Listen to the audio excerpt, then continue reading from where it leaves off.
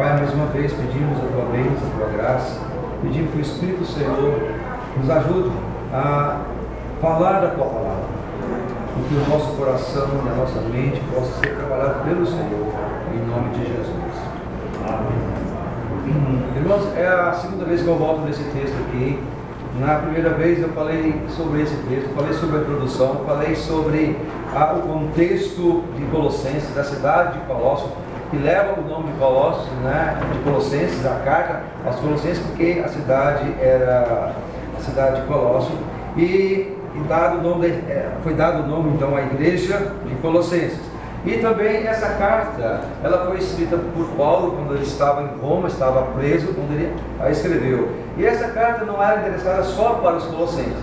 Olha no capítulo 4, verso 16, também. Ela tinha também outra igreja destinatária. Olha só, 4,16, que fala o seguinte: e uma vez lida esta epístola perante vós, providenciai, porque seja também lida na igreja dos Laodicenses, e a dos da Laodiceia lede igualmente perante vós. Então era uma carta comunitária para aquela região. Eu falei que nessa região havia um grupo de judeus que moravam nessa região e que ali foram convertidos, eram novos convertidos aqui. E também a maioria dos crentes eram gentios nesta igreja. Era uma igreja que atravessava momentos difíceis nesse momento. O gnosticismo havia invadido aquela comunidade, ensinando que somente o espírito era bom, mas que a matéria era má. E que Jesus era várias emanações de Deus e que ele era inferior a Deus. Havia também o ensino do misticismo sobre culto aos anjos. E havia também nessa igreja um problema do judaísmo. Muitos que convertiam ao Senhor Jesus, alguns judeus pediam para que eles fossem circuncidados ou praticar os ritos judaicos. Havia muita dificuldade. E percebendo isso, o fundador dessa igreja, que foi Epáfras, que está aqui nos primeiros versos, você pode ver isso claramente, do verso 3 até o verso de número 7, vai falar sobre isso, que verso 7, segundo fostes instruído por Epáfras, nosso amado conservo, e quanto a vós outros, fiel ministro de Cristo. Então essa igreja, ela foi fundada não pelo apóstolo Paulo, eu disse, mas por Epáfras. Paulo nunca teve o privilégio de ver face a face aquela comunidade, mas Epáfras provavelmente foi um discípulo de Paulo, e o tempo que ele passou em Efésios, ou em Éfeso, quer dizer, ele passou 2 anos ensinando e pregando a palavra de Deus. Muitos ouvintes dessa região de Colossos foram até a Efésios, e ali Paulo então pregou, e saindo muitos, e foram e pregaram o Evangelho em outra cidade. E assim aconteceu nesse caso. E essa carta também está ligada com Filemão. Filemão provavelmente conheceu Paulo em outra ocasião, mas quando essa carta foi escrita na prisão, essa carta foi enviada então para os Colossenses, e também uma carta foi enviada a Filemão, o Tíquico, que era um conservo de Paulo também. Mas o mais interessante é que Epáfras também, ao perceber as dificuldades, ele fez uma viagem então de Colossos até Roma para ter com Paulo e explicar sobre a situação daquela comunidade e daquela igreja. Ouvindo então o relato de Epáfras, é que Paulo então escreve essa carta àquela região ou àqueles irmãos. E essa carta então é muito importante, ela é importante para nós. Não estou aqui para fazer uma exegese agora da carta, de contexto, mas eu quero me deter ainda na oração de Paulo para esta igreja. Qual é o objetivo da oração dele para os irmãos? E fica claro que foi ele que escreveu, porque aqui fala Paulo, o apóstolo de Cristo Jesus, e os pais da igreja, Clemente, Ulisses, todos eles afirmaram que realmente Paulo foi o autor dessa missiva, dessa carta. Meus irmãos, O conteúdo da carta ela é importante e mostra a cristologia defendendo a pessoa de Jesus Cristo, mas o mais importante é o lado pastoral também. E é o que eu quero ver com os irmãos aqui mais uma vez a respeito da vida de oração do apóstolo Paulo. Quando ele chega aqui, por esta razão também nós, desde que ouvimos, não cessamos de orar por vós e de pedir que transbordeis de pleno conhecimento da sua vontade em toda a sabedoria e entendimento espiritual. É interessante, eu disse aqui na outra ocasião que Paulo ele tinha uma visão diferente da igreja, como muitos de nós temos hoje, das necessidades da igreja. Ele sabe que uma igreja sofre com dificuldades, seja ela financeira, com saúde, com perseguições, tanto política, como também de patrícios, de pessoas, mas Paulo sempre orou, não para que Deus livrasse a igreja ou que suprisse as necessidades, como financeira, como material da igreja, mas o que estava na mente do Paulo, o que eu entendo da mente do coração dele, que a preocupação dele o tempo todo era com o estado espiritual de cada irmão da igreja. E é por isso então que ele está orando aqui, e ele está fazendo pedidos aqui interessantes a Deus, e o desejo que ele tem para com aquela igreja. Irmãos, confesso de todo o meu coração que na última sexta-feira nós tivemos aqui um momento de oração, foi um momento muito importante, e na nossa igreja, que foi assim, edificante para a minha vida, independentemente se eu sou o líder da igreja, pastor ou não, mas para a minha vida pessoal. Vários irmãos estiveram aqui orando uns pelos outros, pela igreja, pela nossa cidade, pelo país, não é verdade? Teve um tempo que nós oramos individualmente, e quando eu estava orando individualmente, eu não pude deixar de lembrar do conteúdo da oração de Paulo. E você olha bem para o texto, você vai ver, ele está orando, então eu orei para mim, eu pedi ao Senhor que abençoasse a minha vida de uma maneira bem individual. Então, como está aqui no texto, orei por mim, pedir a Deus que me desse pleno conhecimento da vontade dele, a vontade de Deus para a minha vida. Eu quero saber o que Deus quer de mim todos os dias, no meu casamento, na criação com meus filhos, no meu comportamento fora, no trânsito, em todos os lugares. Eu quero saber a vontade de Deus para a minha vida. Mas também eu pedi ao Senhor e coloquei meu coração diante do Senhor que me desse sabedoria, mas não a sabedoria aqui da terra. Eu não sou intelectual, eu não sou um grande pregador e também não tenho um desejo de ser. Nunca vou almejar isso na minha vida, mas eu quero ser um homem sábio diante de Deus, que a minha sabedoria vem do alto, que seja tratado, que seja cordial, que não seja terrena e nem demoníaca. Eu quero uma sabedoria para tratar com os outros. E Deus tem dado isso ao meu coração, para tratar, para conversar, para pastorear a igreja do Senhor Jesus.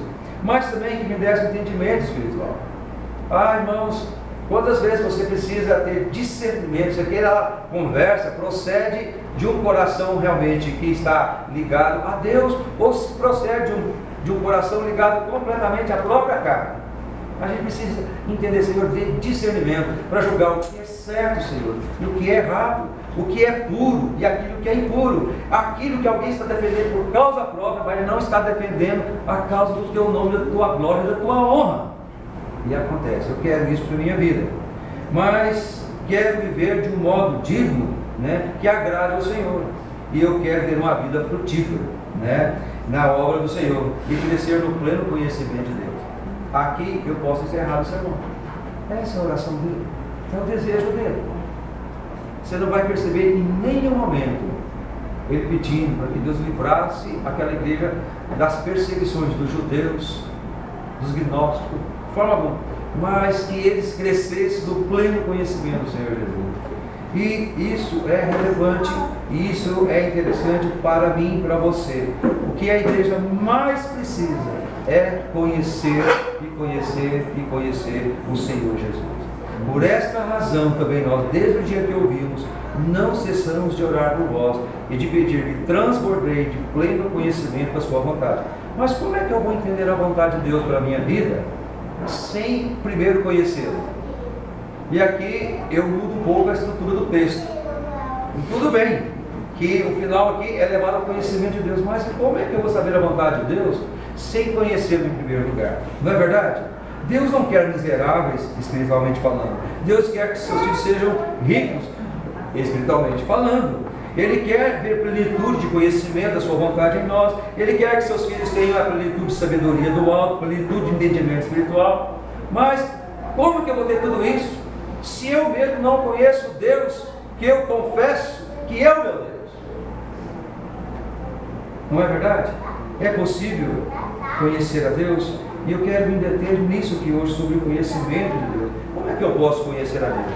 É possível conhecer a Deus? Sim, é possível conhecer a Deus. E dentro da estrutura teológica, dentro da teologia, alguns teólogos afirmam que nós podemos conhecer a Deus, em primeiro lugar, através da natureza. Não é verdade? Através da natureza nós podemos conhecer a Deus. O salmo que nós lemos hoje aqui fala assim, que a criação ela anuncia as obras de Deus, não é verdade? O firmamento anuncia as obras de Deus. Então nós podemos conhecer a Deus através da natureza. E isso é muito relevante para todos nós. A revelação geral, falando de uma maneira apropriada, é clara em exibir que Deus faz da sua glória e poder nas suas obras da criação e da providência, tudo isso que Ele faz. Mostra um Deus que cria, um Deus que cuida e um Deus que está cuidando de toda a sua criação. Como as Escrituras explicam, os céus proclamam a glória de Deus e o firmamento anuncia as obras das suas mãos. Um dia discurso a outro dia, e a noite revela conhecimento a outra noite.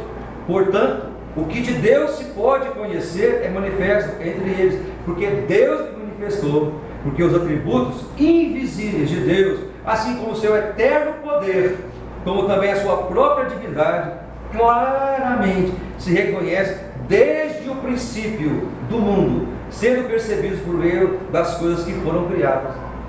Quer dizer que a criação é uma verdadeira professora da teologia a respeito de Deus. Nem um homem, ninguém no dia do juízo final vai dizer: eu nunca ouvi falar de Jesus. Pode ficar tranquilo, você não ouviu, mas a própria natureza já pregou para o seu coração, para a sua vida. John Paez, eu gosto muito de uma cantora poker, ela é norte-americana. Na minha época de jovem, eu tinha vários discos dela. E então ela, uma vez, um compositor escreveu uma canção para ela que era assim: A Conversa Oscilante. Uma canção cujo refrão é: não seja tão duro, porque a vida é curta e nada é dado ao homem. Nada. E aí ela estava juntamente com o escritor, vendo um pôr do sol lindo, maravilhoso. E aí ela pegou, então, questionou o escritor daquela música: como você pode olhar para uma beleza dessa e dizer que nada é dado ao homem? Aquele escritor e compositor, então, ele pensou por um momento e replicou: bem, a beleza é emprestada e não realmente dada. Bom, se o salmista estivesse ali, ele ia dizer o seguinte: olha, se foi emprestado ou se foi dado, veio do Criador, veio do Ser Supremo, Deus maravilhoso. A própria criação, a própria criação. Eu fico vendo assim, nós goianos, quando nós vamos ao mar, e serve para lá e para cá o tempo todo, forte, fica todos maravilhados de ver o mar. Mas eu fico maravilhado olhar esse jardim aqui em frente e ver na fazenda, quando eu vou, a criação, a diversidade que nós temos, tudo manifestando a inteligência e o poder de Deus. Eu posso conhecer Deus? Posso. Primeiro, através da própria criação. Mas também eu posso conhecer Deus de uma outra forma, que é através da minha própria consciência. Sabia disso? Olha só o que fala, abre sua Bíblia lá em Romanos, no capítulo 2, no verso 14, no verso 15. E Paulo, trabalhando com aqueles intelectuais daquela época, principalmente, quando, pois, os gentios que não têm lei procedem por natureza de conformidade com a lei, não tendo lei, servem eles de lei para si mesmos. Estes mostram a norma da lei gravada no seu coração, testemunhando-lhes também a consciência e os seus pensamentos mutuamente, acusando-se ou se defendendo. Irmãos, quem aqui, dia e noite, não tem uma consciência que trabalha no seu íntimo dizendo o que você faz é certo, o que você faz é errado? Tem, irmão. Essa consciência, essa lei moral foi colocada em você. Nós fomos criados à imagem e semelhança de quem? De Deus. Deus pensa, nós pensamos. Deus é inteligente, o pastor Gil brincando, né? Mas temos como refletir sobre a vida, sobre questões. Não é verdade? Deus ama. A Tineli falou recentemente sobre isso. Deus ama, eu também posso amar. Não é verdade? Nós fomos criados à imagem e semelhança do Senhor. Então a nossa consciência, ela por si, ela revela a existência de Deus. E acusa dia e noite. Quantas vezes você já foi dormir, não é verdade? Com aquela consciência pesada. Você conseguiu dormir? Alguém chegou e apontou o dedo para você? Alguém gritou? Não, a sua própria consciência trabalha, dizendo, está errado, está errado, está errado. Ou também, enche você de alegria. Deus criou então o homem à sua imagem e semelhança. Mesmo aqueles que vivem na impiedade têm dentro de si uma consciência, uma lei que os acusa e os defende também. Entendeu? Essa lei gravada no coração é o testemunho então da consciência. O homem pode divorciar-se da família, mas jamais pode separar-se da sua consciência. Jamais. Essa consciência pode ser limpa, sensível e ela pode ser também cauterizada. Irmãos, muita gente tem a mente, a consciência cauterizada e muitas vezes no pecado. Por isso, essa forma da revelação de Deus é suficiente para condenar o homem. Romanos 2, verso 12. Assim, pois, todos que pecaram sem lei perecerão, e todos que com lei pecaram mediante a lei serão julgados. Romanos capítulo 2, verso 16. No dia em que Deus, por meio de Cristo Jesus, julgar os segredos dos homens de conformidade com o meu evangelho. É verdade. Então, irmãos, a natureza revela, mas a consciência revela também que existe um Deus, que você vai ter que prestar conta. Mas também, Deus revela através da sua palavra, amém? Deus revela através da sua palavra. E nós, como Igreja Presbiteriana do Brasil, quais são os símbolos de fé da Igreja Presbiteriana do Brasil? Não vale para presbítero. Quais são os símbolos de fé da Igreja Presbiteriana do Brasil? Se você for presbiteriano e não responder, então volta para a minha classe, domingo que vem. Irmãos, primeiro nós defendemos que a Bíblia é a única regra de fé e prática. Nós defendemos isso como Igreja Presbiteriana. Mas os nossos símbolos de fé, a confissão de fé de Westminster, o catecismo maior, o breve catecismo também, fala que depois da Bíblia, o mais importante são os catecismos e a confissão de fé. E que o resumo das doutrinas que nós ensinamos, que nós cremos, queridos. Então é através da palavra. A palavra de Deus foi revelada e registrada com absoluta fidelidade, não é verdade? Ela é a verdade, por meio dela somos levados à fé salvadora. A fé vem pelo ouvir. Ouvir o quê? O cure, né? Não, é a palavra de Deus, irmãos. Por meio dela conhecemos a Cristo e somos libertos. Jesus, né, conversando com fariseus que haviam crido nele, no capítulo 8 do Evangelho de João, fala assim: disse, pois, Jesus aos judeus que haviam crido nele: se vós permanecerdes na minha palavra, sois o quê? Verdadeiramente meus discípulos, e conhecereis a verdade, e a verdade responder: somos descendência de Abraão e jamais fomos escravos de alguém. Como dizes tu, sereis livres? Irmãos, é interessante porque eu amo esse texto. Conhecereis a verdade e a verdade os libertará. Mas, no entanto, eu vejo Jesus trabalhando aqui o coração daqueles homens e a dificuldade de entender a verdadeira liberdade. E eu vejo que tem gente no meio da igreja hoje que ainda se encontra escravo. escravo ainda do pecado. Não é uma pessoa livre. Quem está em Cristo Jesus é livre. E eu vou dizer para você isso de uma maneira bem pastoral, como diz, vou abrir o meu coração. A liberdade, todos sabemos, é reputada como uma das mais sublimes bênçãos, temporais. Seja a liberdade de uma dominação estrangeira, a liberdade civil, religiosa, a liberdade dos filhos. Eu completei 18 anos, ele acha que agora ele está livre, não é verdade? Ou depois que casa, ou depois que passa na universidade, ele alcançou a liberdade. Mas na verdade, Jesus não está tratando nada disso. Contudo, apesar de toda a nossa vanglória, nós muitas vezes somos escravos. Existem muitos que ignoram completamente a mais sublime e pura forma de liberdade. E qual é a liberdade de um verdadeiro cristão? Gente, eu sou um homem livre em Cristo Jesus. Por quê? Eu não sou mais dominado pelo pecado. Eu não tenho mais prazer nas coisas do mundo. E não tenho vergonha de dizer que eu sou crente.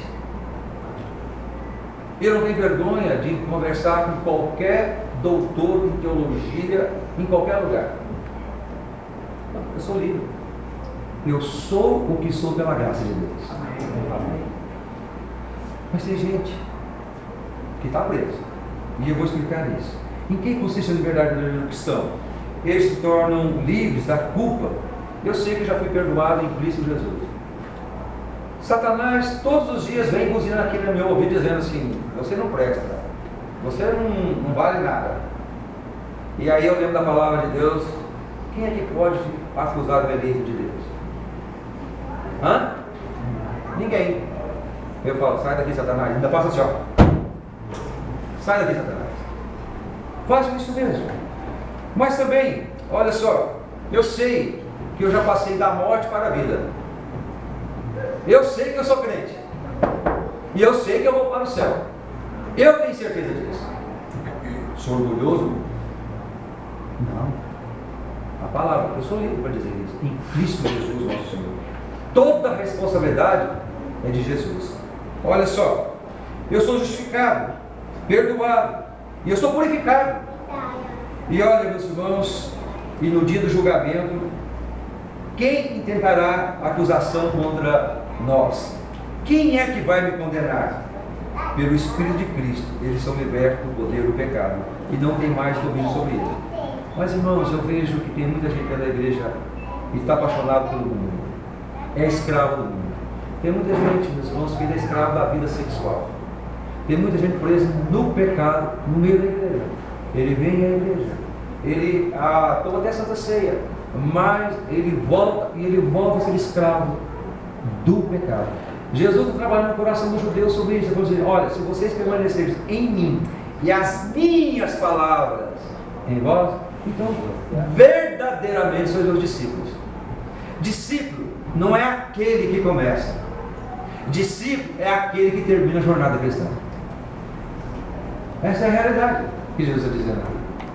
Tem muita gente que começa bem e para, mas o verdadeiro discípulo, ele começa e vai até o fim, com lutas e dificuldades.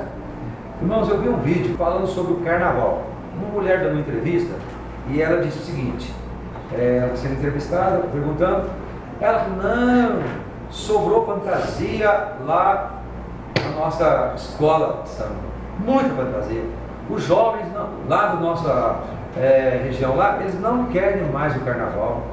Depois que eles passaram para aquela religião, a Bíblia, e aquela religião, a Bíblia tira muita gente. Você entendeu? O estrago, que causa no samba é um estrago enorme, acabando com a cultura do samba. Porque agora eles passaram para a religião, a Bíblia. Então, aí aquele que estava entrevistando diz: em defesa do santo temos que acabar com as igrejas. E ela falou: não, as moças, inclusive meu neto, eles viraram Bíblias, eles não querem. Quer dizer, e aí aquele que estava entrevistando diz: e se a gente for lá e conversar com o pessoal lá, os pastores lá? Não precisa nem conversar não, pode ir lá e pedir. Eles não querem mesmo. Eles não querem mais. Eles agora é da religião da Bíblia. Irmãos, aqui, ó, é o que Jesus está dizendo. Você sabe por que eles não querem mais carnaval? Você sabe por que o neto daquela que é idolatrada lá do carnaval, ele não quer mais? Porque ele conheceu a verdade e a verdade libertou ele. Amém. Pode vir a imprensa, pode vir os opositores do Evangelho, mas quando Jesus entra na nossa vida, nós somos livres para viver para Jesus e não para o mundo. Aleluia! Amém. Olha que o samba que não tem uma letra profana, é até legal de ouvir, não tem nenhum problema contra a cultura musical, de forma alguma. Mas, irmãos, se conhecer, dá para entender o que é ser livre. Livre é quando eu não troco o meu Senhor por nada nesse mundo, por nenhum prazer. E essa liberdade pertence a todos os verdadeiros cristãos, desde o momento que vieram a Cristo Jesus. Eu vejo quando a mocidade, os jovens sofrem essa questão de liberdade. Eu posso ir na boate ou não posso? Eu posso beber ou não posso? Eu posso ou não posso? Não, isso é escravidão, isso não é liberdade. O crente livre, ele olha para Jesus e fala: posso todas as coisas naquele que me fortalece. Todas as coisas me são lícitas, mas nem todas me convêm. Todas as coisas me são lícitas, mas nem todas edificam. Então vou procurar aquele que edifica, porque eu sou livre. Pode vir o professor e acusar, pode vir o vizinho e acusar, pode me rejeitar, mas eu sou livre. Quem é escravo é ele. Eu sou livre em Jesus, porque para mim o viver é e o morrer, aleluia. Você está entendendo o que ele está dizendo aqui? Como é que eu posso querer conhecer a plenitude da vontade de Deus? Como é que eu posso buscar sabedoria? Sem conhecer a Deus? Conheça o Senhor, e Ele vai libertar de todos os temores, todos os medos do seu coração. Você que acha que já enganou a Deus com o seu pecado, pode ter certeza, um dia ou outro Ele vai te achar. Deus quer confissão, Deus quer arrependimento, Deus quer tratar o nosso coração, a nossa vida para a glória dEle. Mas Deus também revelou através do seu Filho, Jesus Cristo. Mas antes, hoje eu fiz um desafio na classe, escola dominical. Eu pedi que meus alunos pudessem ler a Bíblia, os Evangelhos, até o final do semestre. Porque o meu desejo como pastor é que toda essa igreja aqui lesse a Bíblia toda nesse ano. Mas, se você não tem como ler a Bíblia toda até o final do ano, lê pelo menos um Evangelho, 2. Por exemplo, tem 3 anos que eu estou lendo a Bíblia da maneira devocional. 3 anos que estou lendo a Bíblia. Estou em Isaías, estou terminando Isaías. Já li todo o Novo Testamento, estou terminando. 3 anos. O conselho me chegou assim e falou assim: você já leu a Bíblia esse ano? Não. Já pensou? Se todo mundo tivesse dado um relatório, eu li a Bíblia assim, não faça isso não. Leia a palavra de Deus. Conhecereis a verdade é a Bíblia. Mas Jesus Cristo, tendo Deus outrora falado muitas vezes, de muita maneira, aos pais pelos profetas, nesses últimos dias nos falou por quem? Por Jesus Cristo. Amém? E o Verbo eterno, divino, que se fez carne, habitou entre nós, cheio de graça e verdade, e vimos a sua glória, a glória do unigênito do Pai. Jesus veio para nos mostrar o Pai. Quem o vê, vê o Pai. Jesus é a exegese de Deus. Ele e o Pai são um. Que maravilha! Irmãos, é Jesus Cristo. Essa semana, o que mais tem rodado na mídia é sobre a morte, do Billy Graham. Não é verdade? Tem recebido mensagem. Eu quero dizer para vocês que eu tive o privilégio de conhecer a filha do Billy Graham. Eu tive o privilégio de um congresso, ela estava pregando, uma das filhas dele. Eu nunca esqueci da mensagem que ela pregou. Ela pregou sobre a vida do apóstolo Paulo. E ela disse o seguinte, eu lembro direitinho, ela falou assim: olha, se você chegasse no cérebro dele e espremesse, não ia sair os miócitos, ia sair Cristo. Se você apertasse o coração dele mesmo assim, o grito maior seria Cristo. se você cortasse as veias do braço do apóstolo Paulo, saía sangue. Saía Cristo. Evangelho. Tive privilégio com isso. Foi assim, eu lembro dessa mensagem, realmente faz jus daquilo que eu tenho lido sobre os filhos, netos e tudo a respeito de Billy Graham. E sobre a vida, então, dessa mulher que eu tive o privilégio de conhecer nesse congresso. Irmãos, conhecer Jesus. Ele é o nosso melhor amigo. Ele é o nosso conselheiro. Então, veja, se você já conhece esse Deus Todo-Poderoso. A Parker fala o seguinte, que os que conhecem a Deus pensam grande coisa sobre Ele. Quem conhece a Deus tem grandes pensamentos a respeito de Deus. Ele também fala que os que conhecem a Deus são ousados por causa dele. E eu fiquei pensando no testemunho do neto lá, da mulher de samba lá. Eu não quero mais viver essa vida. Eu agora sou de Jesus. Você é ousado ao ponto de negar mesmo aquele professor de filosofia que pega no seu pé o tempo todo. Você é fiel mesmo, ousado para defender no seu coração Jesus Cristo, na sua mente Jesus Cristo. Os que conhecem a Deus têm grande força por meio dele. O povo que conhece a Deus é um povo ativo e fará grandes coisas por esse Deus. Os que conhecem a Deus têm grande alegria nele. Não existe paz comparável à da pessoa que tem a mente imbuída da plena certeza de conhecer a Deus e de que Deus o conhece. Que maravilha! Como isso é maravilhoso! Então, a oração de Paulo, o desejo de Paulo para com a igreja de Colossos, para com a igreja que reunia na casa de Filemon, se você ler, você vai perceber, né? E quando Onésimo, que foi um escravo, que provavelmente ele praticou algo, tipo um roubo talvez, fugiu dessa região e foi para lá em Roma, e Paulo prega o evangelho para Onésimo, e manda ele de volta juntamente com Epáfras, Tíquico, e com as cartas para entregar às igrejas. E uma prova mesmo de testemunho foi Onésimo, que era inútil, se tornou um homem útil. E Paulo escreve: recebe este irmão como se fosse a mim mesmo. Ele é útil. Então, Paulo falou com amor, a favor e do valor de Onésimo, daquela região. Queridos, e aquela carta foi escrita do próprio punho de Paulo. E eu quero terminar, irmãos, que o grande objetivo da oração é então conhecer plenamente a vontade de Deus. Mas como que eu vou conhecer a Deus se a vontade de Deus, se eu não conheço o meu próprio Deus, se eu não tenho intimidade com Ele? Essa semana, que seja um desafio para você na sua vida.